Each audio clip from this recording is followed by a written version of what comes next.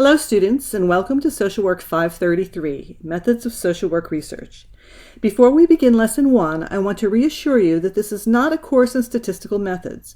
Therefore, very little, if any, math will be involved in this coursework.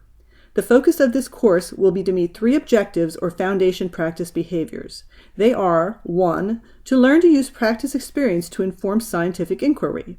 2. To learn to use research evidence to inform practice. And 3, to learn to critically analyze, monitor, and evaluate interventions. The goal of this chapter is to introduce you to social work research and evidence-based practice in social work. Research plays a significant role in the accountability of the social work profession. What do I mean by accountability, and why is it important? Accountability is related to our clients knowing that we can help them. If you were seeking professional help for a problem, would you not want to know that the person you are seeking help from can, in fact, help you? Accountability also relates to how our profession knows it is helping people. And finally, accountability relates to the payers of services that social workers provide, knowing that their money is well spent. In order to ensure the profession is accountable, there are 2 entities that are responsible for how social work is taught in institutions of higher education and how it is practiced in the field. These 2 entities are the Council on Social Work Education, CSWE, and the National Association of Social Workers, NASW. CSWE sets accreditation standards for BSW and MSW programs, and NASW is responsible for the Social Workers Code of Ethics. Section 5.02 of the Social Work Code of Ethics details the role research plays in social work. You will find an excerpt of this section in the Session 1 folder for this course in D2L. Please take time to review it. So what is research?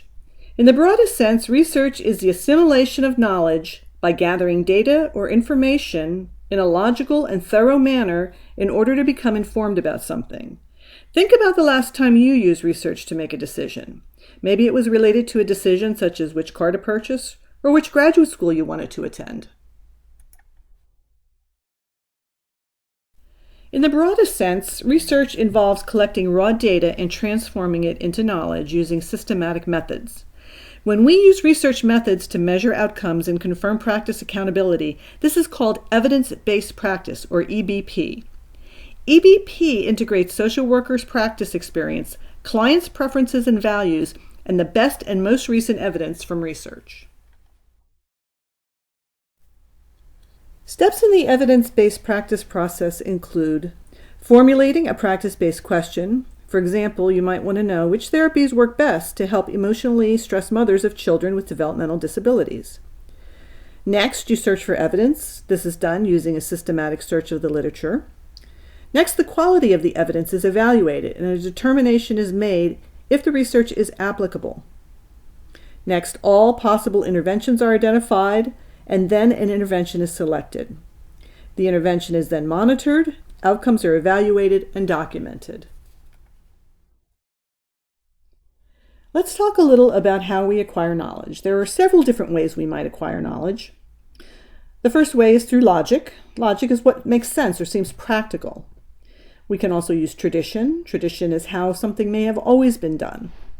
We may look to authority, someone with greater power or experience, who says that a particular method is the right way to do it.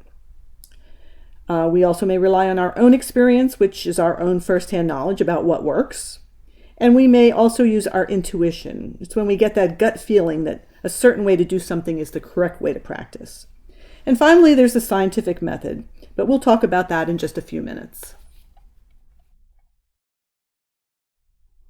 First, let's talk about the pitfalls associated with the first 5 methods I just mentioned. Can we be certain that any of these methods are objective? No. Each of these can be associated with potential bias, and they are all based on limited information and may lead to the wrong conclusions or even promote stereotypes or generalizations about people that are unwarranted.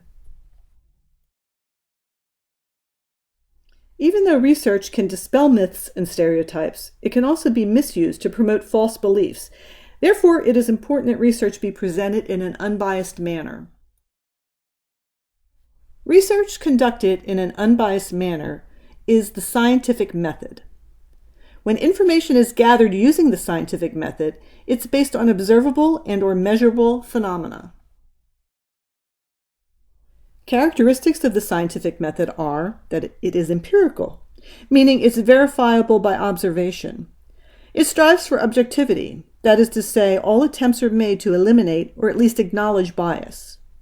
It produces provisional knowledge. What that means is that knowledge is never complete. There is always the possibility that new information will emerge that will broaden or change findings from previous research. Research can be likened to painting a picture, with each study comprising a part of the painting or even a single brushstroke. Science employs a public way of knowing so that methods and procedures used in the research process are transparent and therefore able to be replicated by others. And it uses certain rules, procedures, and techniques. Scientific knowledge can be characterized as being descriptive, predictive, or prescriptive. Descriptive knowledge simply gives us a better understanding of a problem or phenomenon. It does not attempt to provide any answers. It is simply exploratory. Predictive knowledge takes this a step further. Using predictive knowledge gathered through the scientific method, we can anticipate or expect certain things to occur. Finally, prescriptive knowledge tells us what to do about a particular problem or issue. Another way of differentiating between types of research is by categorizing research as either pure research or applied research. Pure research can be defined as gathering information to increase the knowledge base of social work from a theoretical perspective. An example of pure research might be using attachment theory to develop an understanding of the relationship between parents and their children who have autism. Applied research is to develop solutions for a particular problem, also increasing the social work knowledge base, but from a practical perspective. An example of applied research might be developing a strategy to increase the ability of parents to accept the diagnosis of autism in their child. Another way of differentiating between types of research would be to classify research as either quantitative or qualitative. Quantitative research uses numbers or statistics to systematically explore, describe, or test variables. Quantitative research is usually easy to identify. If a research article's results section contains statistical data, then the study was probably quantitative. Keywords you may find in a quantitative study includes correlation, variables, reliability, random sample, chi-square, t-test, regression, statistically significant, and ANOVA. Logical positivism and deductive logic are the hallmarks of quantitative research.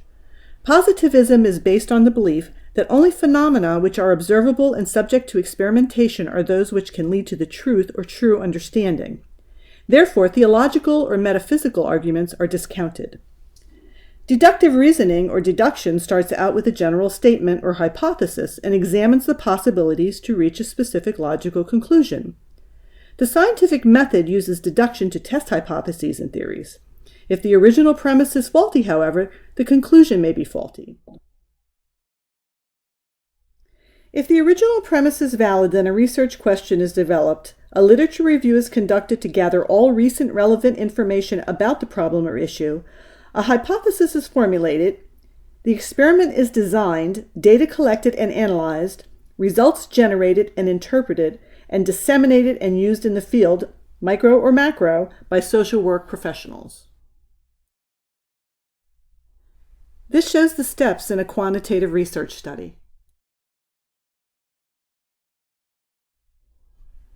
Qualitative research involves collecting, analyzing, and interpreting data by observing what people do and say. Whereas quantitative research refers to counts and measures of things, qualitative research refers to meanings, concepts, definitions, characteristics, metaphors, symbols, and descriptions of things. Keywords you may find in qualitative studies include narrative, ethnography, themes, lived experience, phenomenological, naturalistic, grounded theory, participatory action, and triangulation. Also, qualitative research often uses direct quotes made by participants during interviews and may contain a quote in the paper's title. This shows the general steps in a qualitative research study. However, it should be noted that there are many types of qualitative designs, and by its very nature, qualitative research is not as standardized as quantitative research. We began this presentation with a broad definition of research and explored different ways of knowing and different aspects of the research process. This sets the stage for a more detailed examination of research methods that will occur over the next 14 weeks. This presentation concludes with a definition of research that is specific to the social work profession, a systematic and objective inquiry that uses the scientific method to solve human problems and creates new knowledge generally applicable to the social work profession.